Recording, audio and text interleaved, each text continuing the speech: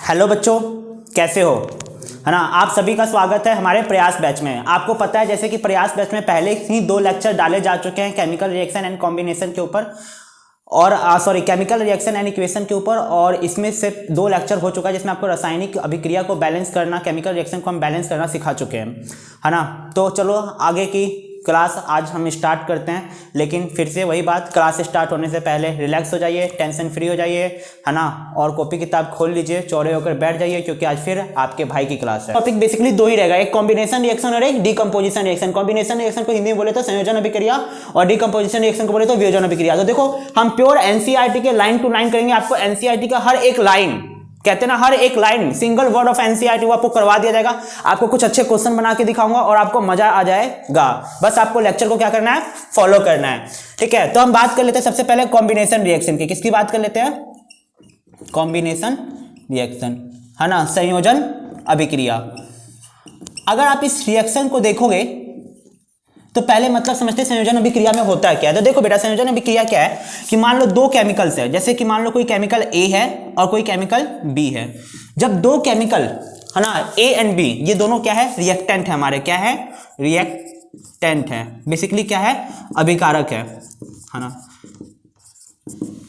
और जब ए और बी आपस में रिएक्शन करने के बाद क्या बना देते हैं, ए बी बनाते हैं। क्या बनाते हैं, ए बी, यानी ये क्या है, हमारा प्रोडक्ट है।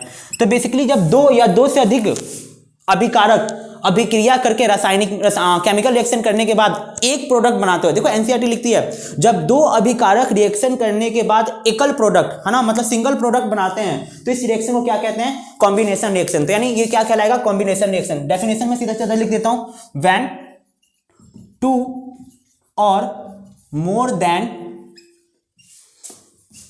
2, है ना, reactant react and form single product is called combination reaction, है ना।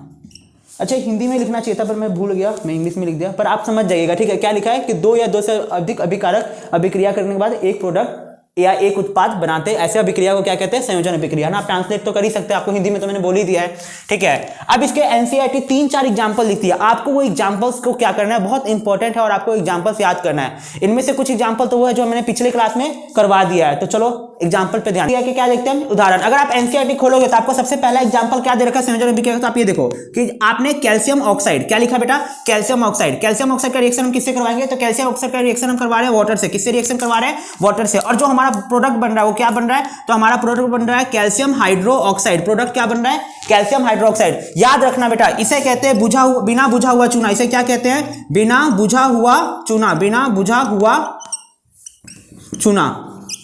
और इसे कहते हैं बुझा हुआ चूना। इसे क्या कहते हैं, बुझा हुआ चूना। क्या ये बात आपको याद रहेगा, है ना। इसे कहते हैं, एक को कहते हैं क्विक लाइम और एक को कहते हैं साल्ट लाइम या लाइम वाटर। बेसिकली इसको क्या कहते हैं, लाइम वाटर। क्या कहते हैं, लाइम वाटर। इसको क्या कहते हैं, क्विक लाइम। एक होता है साल्ट लाइम। ये क्या होता है, इस पर कभी और बात करेंगे हम ना, सेकंड चैप्टर में ही बात कर लेंगे बकायदा। तो ये बात आपको क्या रखना है, याद रखना है। अब देखो एनसीईआरटी जब पढ़ोगे तो इसके बाद में एक पैराग्राफ दे रखा ब्राउन कलर का, उस ब्राउन कलर के पैराग्राफ में कुछ बातें दे रखा, उसमें बातों पे फोकस करता हूं। देखो होता है क्या है कि मान लो आपके पास बेटा एक दीवार है, क्या है, ये दीवार है ना। इस दीवार को आपको पेंट करना है ना। तो आप पेंट करने के लिए क्या करते हो, चूने से इसको क्या करते हो, पेंट करते हो। बेसिकली चूने से ही क्या किया जाता है, आजकल पेंट किया जाता है, पहले पेंट किया जाता था। तब होता है क्या, देखो पहले आप क्या लाए खरीद के, कैल्शियम ऑक्साइड लाए दुकान से खरीद के, आपने इसको किस में डाला, पानी में डाला। जैसे ही आपने कैल्शियम ऑक्साइड को पानी में डाला तो क्या बन गया, कैल्शियम हाइड्रो ऑक्साइड। प्लस में क्या निकलेगा, तो याद रखना यहाँ पे थोड़ा सा एनर्जी भी निकलता है। क्या निकलता है, एनर्जी। तो प्लस में यहाँ पे और क्या निकल रहा होगा बेटा, एनर्जी। मतलब ये रिएक्शन कैसा होगा, तो आपने पहले ही पढ़ लिया एक्सोथर्मिक रिएक्शन, कि जिस रिएक्शन में ऊष्मा निकले उसे कहते हैं एक्सोथर्मिक रिएक्शन। फर्स्ट लेक्चर में मैंने इसको क्या किया है, पढ़ाया है। तो ये रिएक्शन कैसा है, एक्सोथर्मिक, मतलब ऊष्माक्षेपी अभिक्रिया है। रिएक्शन कैसा है, ऊष्माक्षेपी अभिक्रिया।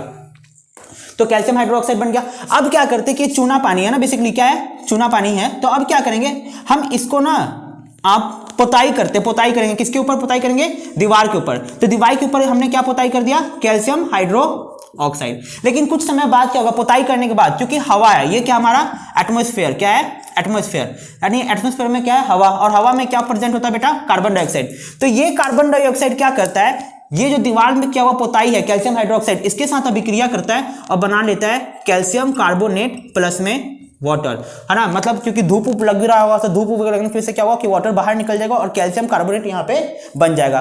तो आप जब देखते हो ना कि आपने क्या क्या चूने से पोताई कर दी दीवार के ऊपर, लेकिन आपको समय देखते हो कि उसके ऊपर एक पतली चमकीली पपड़ी बन जाती है ना चूने की, तो वो पपड़ी क्या होती है बेटा, कैल्शियम कार्बोनेट, है ना। इस रिएक्शन को मैं थोड़ा प्यार से लिख के दिखा देता हूं ताकि आपको मजा आ जाए।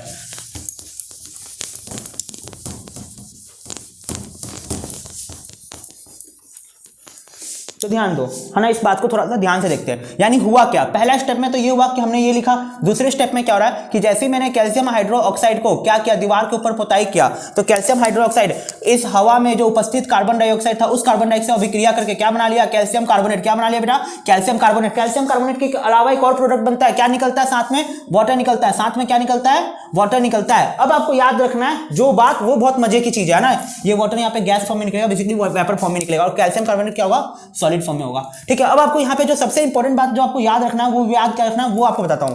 देखो, जो आपका संगमरमर होता है ना, संगमरमर, है ना, मार्बल, शाहजहां, ताजमहल, मुमताज, कुछ याद आ गया होगा आप लोगों को, मुझे भी याद आ रहा है। ठीक है, तो संगमरमर जो होता है ना वो किसका बना होता है, तो याद रखना कैल्शियम कार्बोनेट का।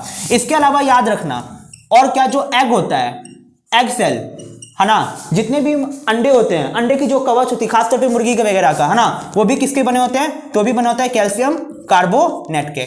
इसके अलावा अगर मैं थोड़ी बहुत और बात करूं, जैसे कछुआ का सेल वगैरह, वो भी कैल्शियम कार्बोनेट का ही बना होता है। ठीक है, और जो हमारी दीवार पे, है ना, जो सफेदी के करने के बाद जो दीवारों के ऊपर, जो वॉल के ऊपर क्या जाता है, लेयर आता है, वो भी कौन सा होता है, तो वो भी होता है कैल्शियम कार्बोनेट, जो कि हमने देख लिया। ये कैसा होता है बेटा, चमकीला होता है, इसीलिए दीवार पे आपको पेंट करने के बाद कैसा हो जाता है, वो पूरा का पूरा दीवार चमक जाता है। क्लियर है ये बात, तो ये सारी बातें नोट डाउन कर लो। देखो यहाँ पे बहुत सारे क्वेश्चन कवर हो गए बकायदा। एक बार यूपीएससी में सवाल, यूपीएससी कह रहा हूँ सॉरी, उसमें क्या कहते हैं, कौन बनेगा करोड़पति में सवाल पूछा गया था, बताओ अंडे का छिलका किस चीज से बनाया हुआ है ना, तो उसने लाइफ लाइन लिया था, हम आपको बता रहे हैं कैल्शियम कार्बोनेट से बना हुआ है। ठीक है, चलो मिटाते हैं इसको।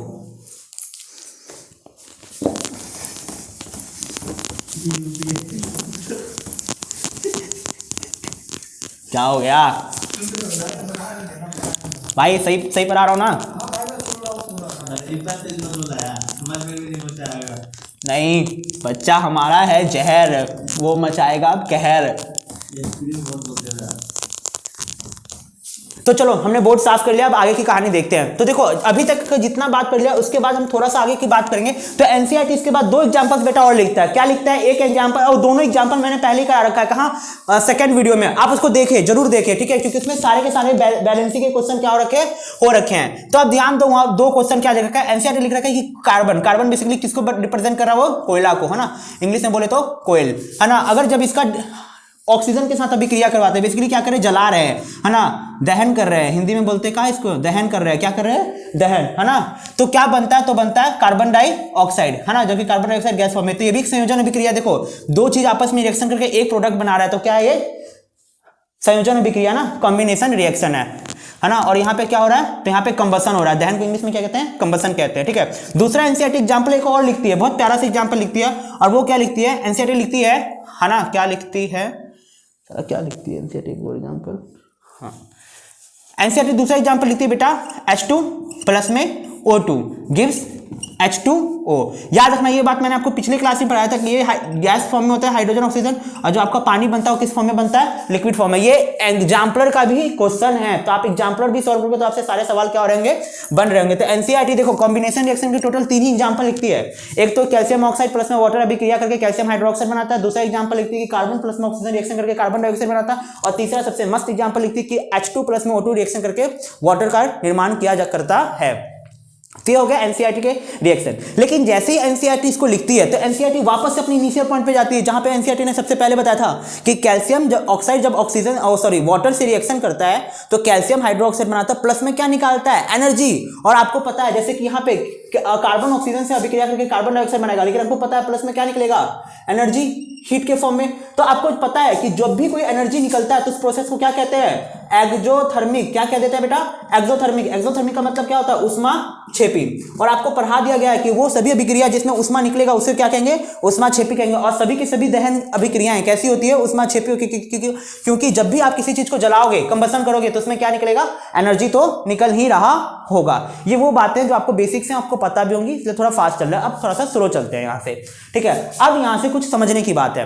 देखो एनसीईआरटी जब ऊष्माक्षेपी अभिक्रिया कहती है तो एनसीईआरटी 3 बहुत एग्जांपल अच्छा लिखती है ना। सबसे पहला एनसीईआरटी एग्जांपल लिखती है ना, एग्जांपल देती है, वो बोलती है रेस्पिरेशन। रेस्पिरेशन, देखो अब ना मुझे यहाँ पे थोड़ा सा समझाना है, समझो रेस्पिरेशन क्या होता है। देखो 2 वर्ड होता है, एक होता है ब्रीथिंग, एक होता है रेस्पिरेशन, है ना। हिंदी में बोले तो एक होता है श्वास लेना और एक होता है श्वसन। देखो श्वास लेना क्या है, तो आपने ऑक्सीजन को लिया, बेसिकली आपने एयर को अंदर किया और एयर को आउट किया, है ना। जब भी आप एयर कहते हैं तो बेसिकली हम ऑक्सीजन ले रहे हैं, है ना, क्योंकि हम देखो हम लेते तो एयर ही है, लेकिन हमारा ब्लड क्या करता है, उससे ऑक्सीजन को सिर्फ और सिर्फ ले लेता है, बाकी सारी जो एयर जो हमने सांस लिया है वो सब बाहर निकल जाता है ना। तो समझो जब भी हम सांस मतलब हवा को अंदर लेना फेफड़ों के अंदर और उसको बाहर निकालना, क्या कहलाता है, ब्रीथिंग कहलाता है। क्या कहलाता है बेटा, ब्रीथिंग। क्या कहलाता है, ब्रीथिंग कहलाता है, ठीक है।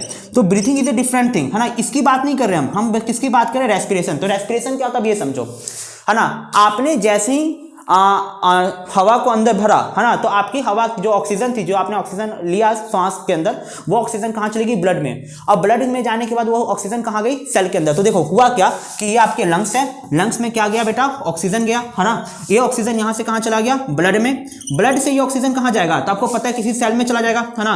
ब्लड किसको लेके जाता है, ऑक्सीजन को। ब्लड में ऑक्सीजन को कौन ट्रांसफर करता है, आपको पता है, हीमोग्लोबिन। कौन ट्रांसपोर्ट करता है, हीमोग्लोबिन। अब ये ऑक्सीजन कहाँ जाएगा, तो ये ऑक्सीजन जाएगा सेल में। कहाँ जाएगा बेटा, सेल में। सेल में कहाँ जाएगा, तो सेल में जाएगा, ये माइटोकॉन्ड्रिया है। सेल में ये क्या है बेटा, माइटोकॉन्ड्रिया। आप उम्मीद है कि आपने पढ़ा होगा माइटोकॉन्ड्रिया क्या होता है ना। क्लास 9th में आपको पढ़ा दिया जाता है।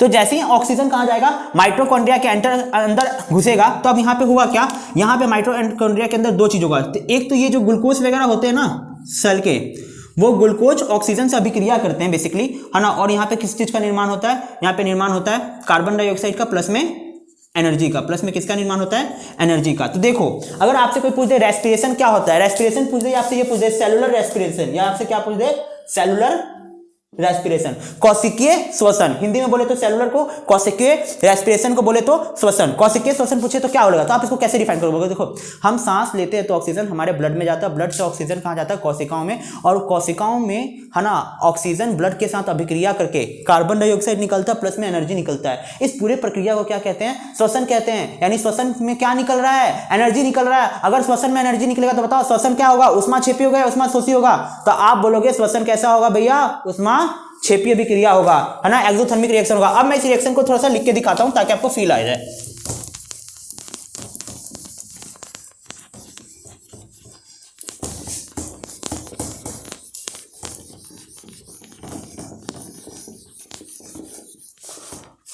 ध्यान दो बेटा, मैं एनसीईआरटी का हर एक लाइन कवर कर रहा हूं, तो प्लीज एक बार ध्यान दे लो, है ना। आप ध्यान दो यहाँ पे श्वसन के बारे में। हम कहाँ पर है, श्वसन। तो श्वसन में होता क्या है कि आपने ग्लूकोज खाया है, आपने क्या किया बेटा, ग्लूकोज। बेसिकली आप जो कार्बोहाइड्रेट, स्टार्च जो खा रहे हो वो क्या बन जाता है, ग्लूकोज में ब्रेक डाउन होता है। डाइजेशन चैप्टर में आप पढ़ेगा, 6th चैप्टर में। देखो ग्लूकोज जब भी किससे रिएक्शन करेगा, ऑक्सीजन से रिएक्शन करेगा। हमारे कहाँ करता है, हमारे बॉडी के अंदर रिएक्शन करता है। तो क्या बनता है, तो बनता है कार्बन डाइऑक्साइड, प्लस में क्या बनता है, प्लस में बनता है वाटर। क्या बनता है बेटा, कार्बन डाइऑक्साइड प्लस में वाटर। प्लस में क्या निकलता है, प्लस में निकलता है यहाँ पे एनर्जी। प्लस में क्या निकल देता है, एनर्जी। प्लस में क्या निकलता है, एनर्जी। और this process is known as respiration. और इसी प्रोसेस को हम क्या कहते हैं, सेलुलर रेस्पिरेशन। इसी प्रोसेस को क्या कहते हैं, सेलुलर रेस्पिरेशन, सेलुलर रेस्पिरेशन, है ना। अब सोचो क्या सोचो, जब आप भाग रहे होगे, जब क्या कर रहे होगे, आप भाग रहे होगे, तो आपको ज्यादा एनर्जी चाहिए ना यार, क्योंकि आपको भागने के लिए क्या होगा, ज्यादा एनर्जी खर्च करना पड़ेगा। तो जब आप भागोगे तो आपको एनर्जी क्या चाहिए, ज्यादा एनर्जी चाहिए। अगर आपको एनर्जी ज्यादा चाहिए तो जाहिर सी बात है आपको ज्यादा ग्लूकोज, है ना। C6H12O6 का मतलब क्या होता है, ग्लूकोज। इसका मतलब क्या, आपको ज्यादा ग्लूकोज को तोड़ना होगा, तभी तो आपको ज्यादा क्या मिलेगी, एनर्जी मिलेगी। अब आपको ज्यादा ग्लूकोज तोड़ना है तो आपको क्या चाहिए, ज्यादा ऑक्सीजन चाहिए। यानी इसी वजह से हम भागते वक्त क्या करने लगते हैं, हाँफने लगते हैं। क्यों? ताकि हम जल्दी जल्दी ऑक्सीजन लेंगे। जल्दी जल्दी ऑक्सीजन लेंगे तो क्या होगा, ज्यादा से ज्यादा ग्लूकोज टूटेगा ऑक्सीजन से अभिक्रिया करके, क्या बनेगा, कार्बन डाइऑक्साइड प्लस में वाटर प्लस में एनर्जी। याद रखना, ये जो एनर्जी जो यहाँ पे निकलता है ना, इस एनर्जी को हम यूज कर लेते हैं, इस एनर्जी को हम स्टोर करते हैं। किस फॉर्म में स्टोर करते हैं? एटीपी के फॉर्म में। पेपर में बहुत प्यारा सा क्वेश्चन आता है, what is the full form है एटीपी? तो एटीपी का फुल फॉर्म होता है एडिनोसाइन ट्राइफॉस्फेट। एडिनोसाइन ट्राइफॉस्फेट क्या होता है बेटा फुल फॉर्म? Adenosine triphosphate. क्या होता है फुल फॉर्म? Adenosine triphosphate. आप भी मेरे साथ बोला करो इसी तरह चिल्ला के, एडिनोसाइन ट्राइफॉस्फेट। अरे मजा आ जाएगा, ताकि है ना जोश कम नहीं होना चाहिए, बढ़ते रहना चाहिए एनी टाइम। तो ये होगा इंपॉर्टेंट। अच्छा, इस केमिकल रिएक्शन को क्या बैलेंस कर सकते हो? तो यार आप रॉकस्टार हो, आप बैलेंस क्यों नहीं कर सकते? तो ये 6 डालोगे, यहां भी 6 डालोगे, तो यहां पे क्या हो गया, कार्बन तो बैलेंस हो गया। अच्छा, हम ऑक्सीजन को देख लेते हैं, तो ऑक्सीजन यहां पे कितना है, 6 है।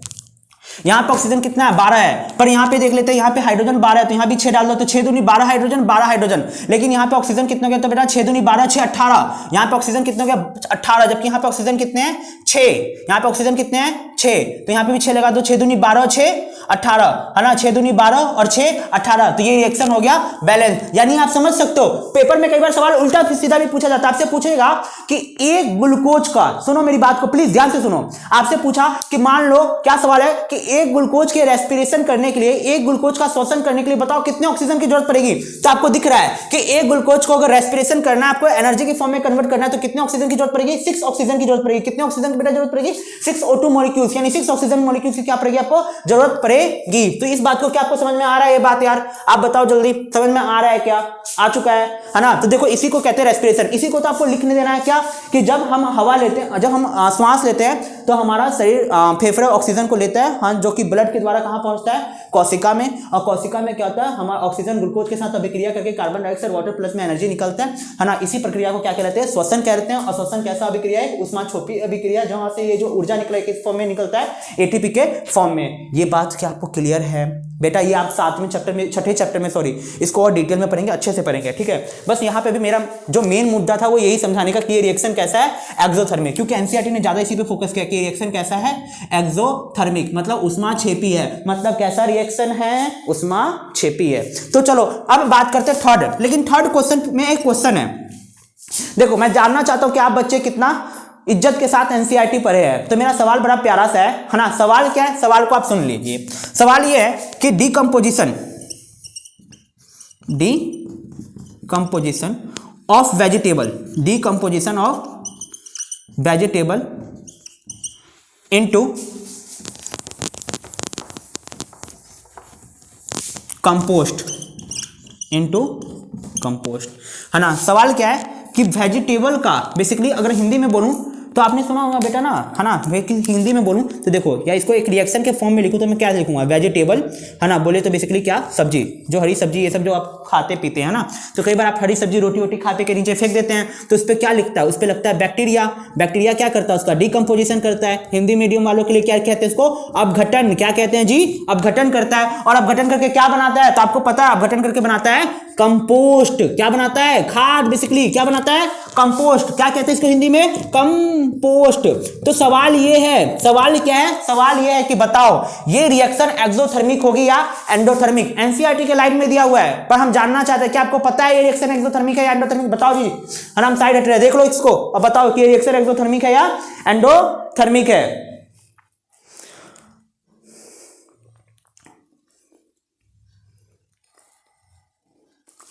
तो क्या आपने सोच लिया ये रिएक्शन एक्सोथर्मिक है या एंडोथर्मिक है ना। तो आपको पता होना चाहिए कि ये रिएक्शन कैसा होता है बेटा, ये रिएक्शन होता है एक्सोथर्मिक। यानी जब बैक्टीरिया किसी भी वेजिटेबल्स को या सब्जी को डिकम्पोज कर रहा होगा, तो साथ में कुछ क्या निकाल रहा होगा, एनर्जी। साथ में क्या निकाल रहा होगा, कुछ एनर्जी। यानी प्रोसेस कैसा है, एक्सोथर्मिक। तो याद रखना, किसी भी सब्जी का, है ना, यानी साग सब्जी का अपघटन, है ना, बैक्टीरिया के द्वारा, है ना, अपघटन होकर किसमें बदल जाए, वो कंपोस्ट में बदल जाता है। वो रिएक्शन कैसा होता है, ऊष्माक्षेपी होता है। एनसीईआरटी के लाइन से क्वेश्चन है बेटा, इसीलिए कह रहा हूं एनसीईआरटी ध्यान से पढ़ो। एनसीईआरटी का हर एक लाइन डिकोड किया जा रहा है आपके लिए अच्छे से भी। तो क्या ये बात आपके समझ में आ चुका है? तो चलो मैं अभी इसके आगे की कहानी शुरुआत करता हूं। तो हमने पढ़ लिया, क्या पढ़ा कि डिकम्पोजिशन ऑफ वेजिटेबल्स या एनी सब्सटेंस, है ना, एनी मैटर इनटू कंपोस्ट, किसी भी पदार्थ का डिकम्पोजिशन करके उसको कंपोस्ट में बदलना, कैसा प्रोसेस है बेटा? एक्सोथर्मिक प्रोसेस है, ऊष्माक्षेपी अभिक्रिया है। तो अब बात करते हैं आगे की। तो एनसीईआरटी ने एक और एग्जांपल दे रखा है जो आपको पता है कि जब भी मीथेन क्या है? एक प्रकार का गैस है, बहुत डिकम्पोजिबल, बहुत अच्छा कंबसन वाला गैस है, इसको तुरंत आग लग जाएगा, ठीक है इसमें। और जब इसका ऑक्सीजन से प्रेजेंस में रिएक्शन करवाते हैं तो क्या बनता है? कार्बन डाइऑक्साइड, बेसिकली, है ना, हम क्या कर रहे हैं? कंबसन ही कर रहे हैं, प्लस में क्या निकलेगा? एनर्जी, है ना। तो जब भी मीथेन को, आपको पता है ना, बायोगैस, आपने सुना होगा बायोगैस, है ना। बायोगैस नहीं सुना होगा, चलो ये तो सुना होगा गोबर गैस। तो बेसिकली जो गोबर गैस का जो मेन कंपोनेंट है, मेन तत्व, है ना, मेन कंपोनेंट, वो क्या है बेटा? वो यही है CH4। CH4 को क्या कहते हैं? CH4 को मीथेन कहते हैं। क्या कहते हैं जी? मीथेन कहते हैं। तो याद रखना कि जब भी मीथेन को ऑक्सीजन के प्रेजेंस में जलाओगे तो कार्बन डाइऑक्साइड बनेगा, वाटर बनेगा, प्लस में एनर्जी बनेगा, यानी ये भी रिएक्शन कैसा है? Oh shit. तो हमने कॉम्बिनेशन रिएक्शन को कंप्लीट कर लिया। अब हम नया टॉपिक पढ़ रहे हैं जिसका नाम है डिकम्पोजिशन रिएक्शन, और इसे हिंदी में कहते हैं वियोजन अभिक्रिया, जैसे कि आपको ऊपर दिखता हुआ लिखा हुआ नजर भी आ रहा है। तो अब हम पढ़ेंगे वियोजन अभिक्रिया। वियोजन अभिक्रिया को एनसीईआरटी पॉइंट ऑफ व्यू से बात करते हैं, एनसीईआरटी ने 3 तरीके से बताया। पहला बता रखा है बाई हीटिंग, है ना, किसी चीज को गर्म करके कैसे तोड़ते हैं। दूसरा बता रखा है एनसीईआरटी ने बाई इलेक्ट्रोलाइसिस, किसी चीज को बिजली के द्वारा, बेसिकली इलेक्ट्रिसिटी के द्वारा कैसे तोड़ते हैं। तीसरा देखा एनसीईआरटी ने सनलाइट, है ना, सूर्य का प्रकाश। तो चलो स्टार्ट करते हैं कैसे क्या होगा। देखो, अगर सबसे पहले मैं बात करूं वियोजन अभिक्रिया क्या होता है, तो वियोजन अभिक्रिया को समझने के लिए मैं एक छोटा सा बॉक्स का यूज करता हूं और समझा देता हूं, ठीक है।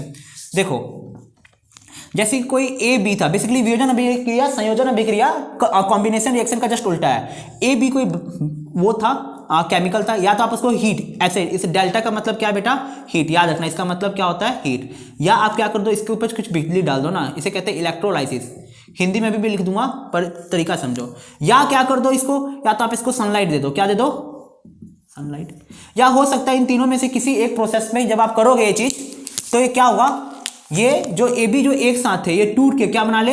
ए बना ले, प्लस में बी बना ले। यानी वियोजन अभिक्रिया में क्या होता है कि एक रिएक्टेंट टूट के 2 या 2 से ज्यादा प्रोडक्ट देते हैं। तो सबसे पहले तो ये लिखना, वियोजन अभिक्रिया क्या होता है? जब एक अभिकारक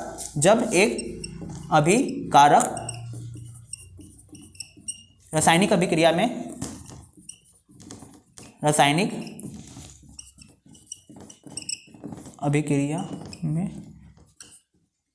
2 या 2 से अधिक उत्पाद बनाए तो उस प्रोसेस को डिकम्पोजिशन रिएक्शन कहते हैं। तो उस प्रोसेस को क्या कहते हैं बेटा?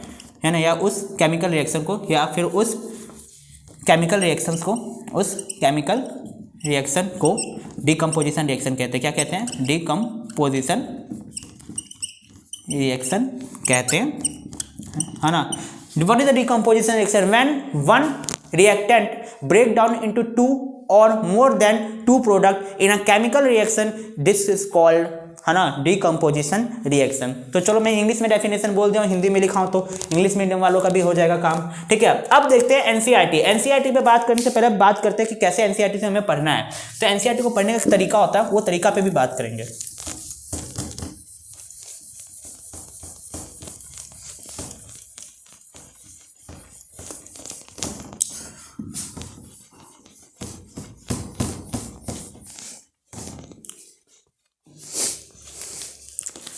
तो देखो, एनसीईआरटी बेटा, अगर आप डिकम्पोजिशन रिएक्शन को देखोगे तो एनसीईआरटी कैसे पढ़ाती है, तो एनसीईआरटी बात करती है 3 मेथड से, है ना। देखो, मैं ज़्यादा इसको लंबा नहीं खींचना चाहूँगा, ठीक है ना। मैं चाहूँगा कि जल्दी से हो जाओ, अच्छे से हो जाओ, और आपके सारे क्वेश्चन भी बन रहे हो। तो पहला लिखता है बाई हीट, पहला क्या लिखता है? हीट, है ना। इस डेल्टा का मतलब क्या होता है ना, तो कहीं भी आपको ऐसे दिख जाए, है ना, तो इसका मतलब क्या होता है बेटा? इसका मतलब होता है हीट। पहला क्या होता है? हीट, या बेसिकली इसको हिंदी में लिख दो तो क्या? ऊष्मा। दूसरा एनसीईआरटी लिखती है इलेक्ट्रोलाइसिस। क्या लिखती है? इलेक्ट्रोलाइसिस, या कह लो बाई इलेक्ट्रिसिटी। क्या कह लो? बाई इलेक्ट्रिसिटी, या इलेक्ट्रिक करंट, या इसको हिंदी में क्या कहते हैं? विद्युत अपघटन। क्या कह देते हैं? विद्युत अपघटन, है ना। और तीसरा तरीका एनसीईआरटी क्या लिखती है? तो एनसीईआरटी जो तीसरी तरीका लिखती है वो लिखती है बेटा सूर्य का प्रकाश। क्या लिखती है? सूर्य का प्रकाश, है ना, बेसिकली सनलाइट। क्या लिखती है? Basically sunlight. क्या ये बात आपको क्लियर है ना? क्या लिखती है? सनलाइट। ठीक है, तो देखो एनसीईआरटी तीन चीजें लिखती है, या तो हीट के बेस पे, या तो इलेक्ट्रोलाइसिस के बेस पे, या तो सनलाइट के बेस पे, है ना। अगर आपको ये बात समझ में आ चुका है तो अब यहां से हम बात करते हैं हीट के बेस पे। तो हीट के बेस पे एनसीईआरटी ने 3 रिएक्शंस लिखे हैं। ठीक है, मैं इसको ऐसे कर दे रहा हूं ताकि हम कर लें। पहला एनसीईआरटी का रिएक्शन कौन सा है? तो पहले रिएक्शन पे मैं फोकस करता हूं। वो लिखा है कि फेरस सल्फेट, FeSO4 को क्या कहते हैं? जिसे कहते हैं फेरस सल्फेट। क्या कहते हैं? Ferrous sulphate. कि जब आप फेरस सल्फेट को हीट करोगे, क्या करोगे? हीट करोगे, तो क्या बनेगा? Fe2O3 ferric oxide. क्या बनेगा? Ferric oxide. प्लस में क्या बनेगा? प्लस में बनेगा आपका सल्फर डाइऑक्साइड, SO2 बनेगा। प्लस में क्या बनेगा? SO3 बनेगा। तो SO2 को क्या कहते हैं? SO2 को कहते हैं सल्फर डाइऑक्साइड। SO2 को क्या कहते हैं बेटा? Sulphur dioxide. ठीक है, सेम उसी तरह SO3 को क्या कहते हैं? तो SO3 को कहते हैं सल्फर ट्राई ऑक्साइड। क्लियर है? तो याद रखना फेरस सल्फेट का जो कलर होता है वो होता है ग्रीन। कैसा होता है? ग्रीन। लेकिन जब ये रिएक्शन हो जाता है तो फेरस सल्फेट का कलर में क्या हो जाता है? चेंज आ जाता है। तो क्या ये बात क्लियर है?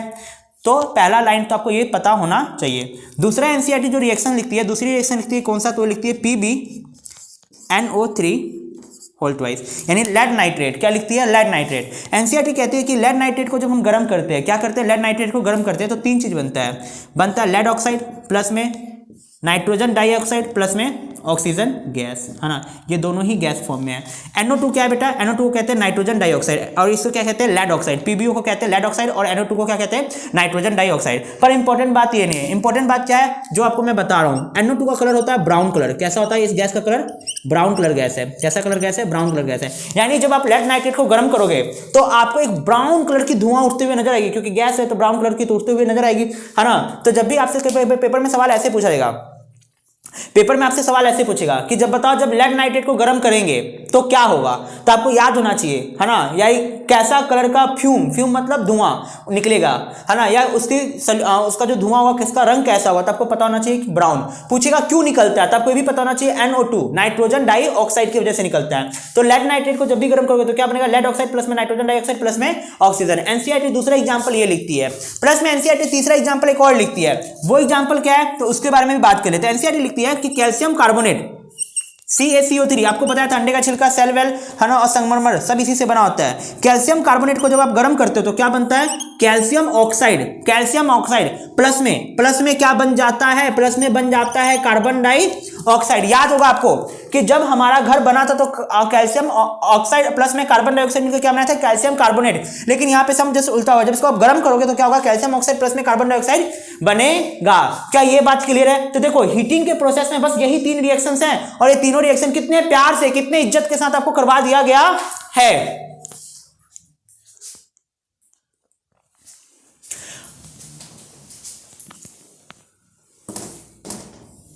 अब हम बात करेंगे किसकी? तो हम बात करेंगे विद्युत अपघटन की, इलेक्ट्रोलाइसिस की। इसको कैसे करेंगे? देखो अगर हमारे पास टाइम बहुत ज्यादा होता ना तो हम इसको बहुत अच्छे से समझाते बाबू, लेकिन इसको हम 3rd चैप्टर में समझाएंगे अच्छे से इलेक्ट्रोलाइसिस। अभी की डेट में आपको कुछ बातें याद रख लेना, ठीक है?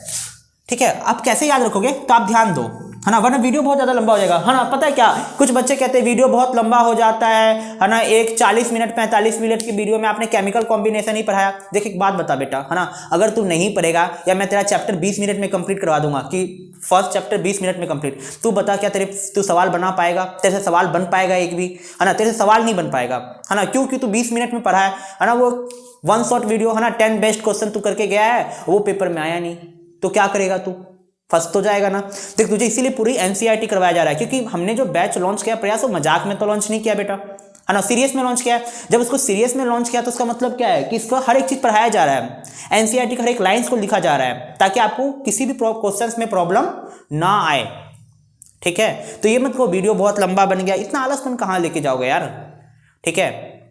तो खुद सोच, अगर तुझे 20 मिनट का वीडियो मैं तो बना के दे दूंगा, पूरा चैप्टर 20 मिनट में कंप्लीट करवा दूंगा, क्या बता तू समझ पाएगा या फिर तू उससे सवाल बना पाएगा? नहीं बना पाएगा, 20 मिनट में नहीं होता पढ़ाई। तो चल आजा, ध्यान लगा यहां पे फिर से। देखो जब भी हम वाटर को क्या करते हैं, वाटर को इलेक्ट्रोलाइसिस करते हैं, क्या करते हैं? इलेक्ट्रोलाइसिस, या हिंदी में लिखते हैं तो क्या बोलते हैं? विद्युत अपघटन। क्या कहते हैं? विद्युत अपघटन। देखो मैंने ऐसे ही बता दे रहा हूं, ठीक है, आपको चीजें जो थ्योरेटिकल फॉर्म में देनी चाहिए वो मैं दे रहा हूं, लेकिन बाई चांस आप में से किसी बच्चे को समझ में नहीं आए तो आप एक मैसेज डाल दीजिएगा, है ना, कमेंट बॉक्स में एक कमेंट कर दीजिएगा, एक सेपरेट वीडियो 5 या 10 मिनट का मैं बना के आपको बता दूंगा। तो देखो, जब भी आप वाटर को इलेक्ट्रोलाइसिस करते हो तो क्या बनता है, तो आपका बनता है प्लस वाटर बनता है, प्लस में ऑक्सीजन गैस बनता है। क्या बनता है, वाटर बनता है, प्लस में ऑक्सीजन गैस बनता है। याद रखना, वाटर की इलेक्ट्रोलाइसिस के लिए थोड़ा सा एसिडिक मीडियम की आवश्यकता है। प्योर वाटर का भी इलेक्ट्रोलाइसिस करना आसान काम नहीं है, तो थोड़ा सा मीडियम को एसिडिक रखते हैं। तो वाटर को जब भी आप इलेक्ट्रोलाइज करोगे तो क्या बनेगा, H2 प्लस में O2। अच्छा, थोड़ा सा ध्यान दो, तो आप इक्वेशन को बैलेंस भी कर सकते हो कि यहाँ पे एक मॉलिक्यूल्स ऑफ वाटर है, तो यहाँ पे या हम इसको इक्वेशन को बैलेंस करते हैं, तो इधर 2 लगा देते हैं, तो इधर हाइड्रोजन 2 हो जाएगा और ऑक्सीजन 1 होगा। यानी बेसिकली क्या है कि दो वाटर के कण को जब विद्युत अपघटन करेंगे तो एक पानी का कण क्या, सॉरी एक ऑक्सीजन का कण क्या होगा बनेगा, समझो 2 मॉलिक्यूल्स ऑफ वाटर 2H2O, है ना, मतलब 2 मोल्स या 2 molecules of water when react with, है ना, या when electrolysis then 2 moles of hydrogen, दो मॉलिक्यूल्स बन रहे हैं किसके, हाइड्रोजन के, और एक मॉलिक्यूल्स बन रहा है किसका, ऑक्सीजन का। तो ये बात आपको भी याद रखना है। दूसरी बात क्या याद रखना है कि देखो, जब भी आप कभी भी इलेक्ट्रोलाइसिस करते हो ना, तो आपको ध्यान रखो कि आप कहाँ करते हो, तो आप इसके लिए करते हो, एक बनाते हो कैथोड और एक बनाते हो एनोड, है ना। आप इसको बैटरी को जोड़ोगे, है ना जी, तो मान लो ये आपका बैटरी है, ये बैटरी का आपका पॉजिटिव है, ये बैटरी का क्या है आपका नेगेटिव। तो बैटरी की जिसको पॉजिटिव से जुड़ते हो, है ना, इसको हम कहते हैं कैथोड। इसको हम क्या कहते हैं, इसको हम कहते हैं, जिसको बैटरी के पॉजिटिव से जोड़ा जाए इसको हम कहते हैं, सॉरी, एनोड। क्या कहते हैं, एनोड। तो ये कैसा इलेक्ट्रोड है, एनोड है, और जिधर नेगेटिव होता है उसे क्या कहते हैं, कैथोड। क्या कहते हैं, कैथोड। तो याद रखना, एनोड पे क्या इकट्ठा होता है, तो एनोड पे ऑक्सीजन इकट्ठा होता है। एनोड पे क्या इकट्ठा होता है बेटा, कौन सा गैस निकलता है, ऑक्सीजन। जबकि कैथोड पे कौन सा गैस निकलता है, हाइड्रोजन। तो आपको याद रखना, जब भी वाटर को हम इलेक्ट्रोलाइसिस करेंगे तो हाइड्रोजन गैस निकलेगा, प्लस में ऑक्सीजन गैस निकलेगा। याद रखना, ये गैस है, लिक्विड फॉर्म में नहीं है। लेकिन हाइड्रोजन कहाँ निकलेगा, तो आप बोलोगे एनोड पे। कहाँ निकलेगा, एनोड पे। और ऑक्सीजन कहाँ निकलेगा, तो आप बोल दोगे कैथोड पे।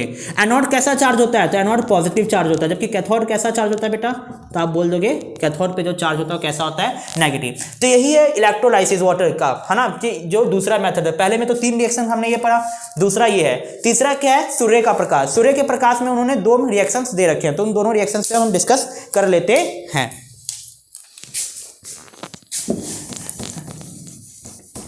है ना। एक बार अगर आप स्क्रीनशॉट लेना तो इसको ले लो यार, ठीक है ना। मैं तो वैसे मिटा दिया, ठीक है, पर मैं लिख दे रहा हूँ ताकि आपको स्क्रीनशॉट लेने में दिक्कत ना हो, ठीक है। तो आप स्क्रीनशॉट लेना चाहते हैं तो ले लीजिए, है ना। वैसे आपको लेना चाहिए, इसके अच्छे से नोट्स बनाने चाहिए, क्योंकि पेपर इससे बाहर नहीं आएगा, ये मैं कह सकता हूँ दावे के साथ,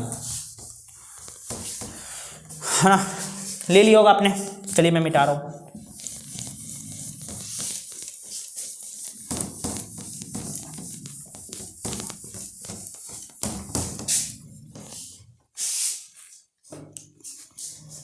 देखो, अगर आप सूर्य की प्रकाश के ऊपर बात करो, है ना, सनलाइट के बेस पे बात करो, तो एनसीईआरटी यहाँ पे भी 2 एग्जांपल लिखती है। क्या लिखती है कि अगर आप AgCl ले लो, है ना, सिल्वर क्लोराइड, याद रखना व्हाइट कलर का होता है। कैसा कलर होता है, व्हाइट कलर होता है यार, है ना। AgCl को अगर आप क्या कर दो, सनलाइट डाल दो, यानी सूर्य की क्या कर दो, इस पे प्रकाश डाल लो, तो क्या बनेगा, तो बन जाएगा Ag सॉलिड, प्लस में क्लोरीन गैस। क्या निकलेगा यहाँ से, क्लोरीन गैस। क्लियर है। इस रिएक्शन को चाहो तो आप बैलेंस भी कर सकते हो, यहाँ पे 2 लगा दो, 2 AgCl हो गया, तो यहाँ 2 लगा दो, क्लोरीन 2 हो गया, क्लोरीन यहाँ पे 2 है, ठीक है। पहला तो ये है। और जो इनको दूसरा रिएक्शन दे रखा है, वो रिएक्शन कौन सा दे रखा है, वो दे रखा है AgBr। क्या दे रखा है, AgBr। और AgBr को जब आप क्या करोगे, सनलाइट के प्रेजेंस में हीट करोगे, क्या करोगे, सनलाइट के प्रेजेंस में गर्म करोगे, तो क्या बनेगा, आपको बनेगा 2 Ag की मॉलिक्यूल्स जो सॉलिड फॉर्म में होंगे, प्लस में क्या निकल जाएगा, ब्रोमीन गैस। अच्छा, AgBr का जो कलर होता है वो पेल येलो कलर होता है, बेसिकली बहुत ज़्यादा येलो नहीं होता, पेल येलो होता है, मतलब थोड़ा सा क्या होगा, येलो कलर का आपको दिखाई देगा। अच्छा, याद रखना, जब आप AgCl को गर्म करते हो तो जो क्लोरीन गैस निकलने के बाद जो AgCl सॉलिड बन जाता है ना, इनका जो कलर हो जाता है वो जाता है ब्राउन कलर हो जाता है। कैसा हो जाता है, ब्राउन। हिंदी में कहते हैं धूसर रंग का हो जाता है। कैसा रंग का हो जाता है, धूसर रंग। चाहे वो यहाँ पे बात कर ले, चाहे वो बात हम यहाँ पे कर ले, तो यहाँ पे भी रंग कैसा हो जाता है, ब्राउन कलर का हो जाता है, ठीक है। बेसिकली क्या हो जाता है, धूसर रंग, ठीक है। याद रखना, ये वाला जो रिएक्शन है ना AgBr, है ना, इस रिएक्शन को हम कहाँ यूज करते हैं, AgBr से हम Ag प्लस में ब्रोमीन गैस निकाले, इस रिएक्शन का यूज किया जाता है ब्लैक एंड व्हाइट फोटोग्राफी में। कहाँ यूज किया जाता है बेटा, बहुत इंपॉर्टेंट बात है इसका, ये कहाँ यूज होता है, ब्लैक एंड व्हाइट फोटोग्राफी में। कहाँ यूज होता है, ब्लैक एंड व्हाइट फोटोग्राफी में, ठीक है। तो आपका डीकंपोजिशन रिएक्शन भी क्या हुआ, कंप्लीट हो गया। लेकिन डीकंपोजिशन रिएक्शन कंप्लीट होने से एक सवाल फिर से, अगर आप एनसीईआरटी पढ़ोगे तो आप देखना, एक ना डिब्बा बना रखा होगा ब्राउन कलर का हल्का सा, उस डब्बे में उन्होंने एक सवाल पूछा है। सवाल क्या, उन सवाल को लिख के दे देता हूं ताकि आप समझ पाए।